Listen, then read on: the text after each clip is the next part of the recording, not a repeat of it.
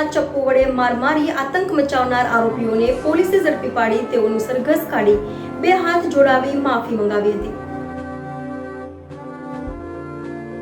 સુરતમાં અસામાજિક તત્વોનો આતંક દૂર કરવા પોલીસે આરોપીઓનું જાહેરમાં સરઘસ કાઢી તેઓનો ડર લોકોમાંથી દૂર કરે છે.